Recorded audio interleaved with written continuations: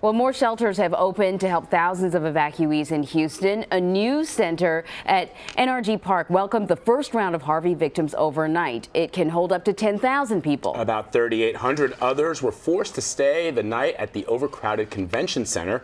Mark Strassmann has more on how the government is dealing with the flood crisis. Volunteers from across Texas scrambled to convert Houston's NRG Center into a shelter for storm victims. We're here right now setting up cots for those people that were not able to get into some of the other shelters that were open. Less than 24 hours after planning for the shelter began, evacuees started pouring in.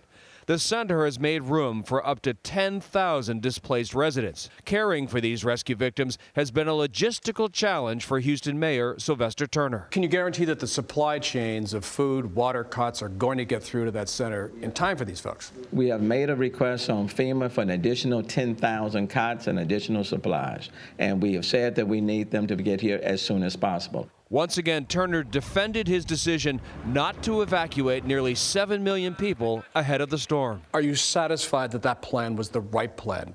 The hurricane did not hit the city of Houston. The city of Houston has been impacted by an inordinate amount of rain. The things that you cannot avoid, you simply have to learn how to manage. I'm going to allow all the people on social media and talking heads to talk, but they don't have the responsibility of managing or running this city. I do. Many safety experts agree that decision was likely best given the available information at the time. Former FEMA official Elizabeth Zimmerman. Anytime you can get people out of harm's way ahead of time is safer for them in disasters. So Mark Strassmann is joining us now from Houston. Mark, there are highways all over the place that are flooded. Roads are closed. How on earth are officials actually getting the victims and the evacuees the food that they need, the extra cots that the mayor said that he ordered? How are they doing that? It's a good question, Anne-Marie, and one that these emergency officials are trying to answer themselves. It's a very complicated logistical puzzle that they're trying to solve. Until the waters go down, there will be no guarantees. It's simply not easy to go from here to there, given how much water is on the ground here. But I do have the sense that it's getting better. The rains have stopped. That's a good sign.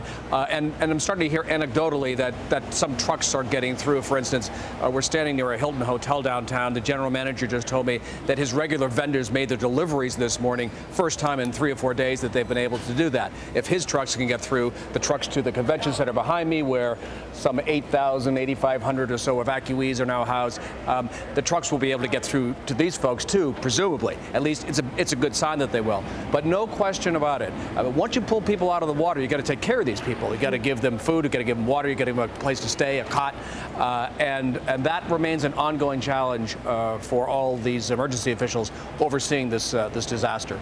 And Mark, we also know, as you've reported, that the George R. Brown Convention Center downtown was filled way past its capacity. They've now opened up that second NRG stadium.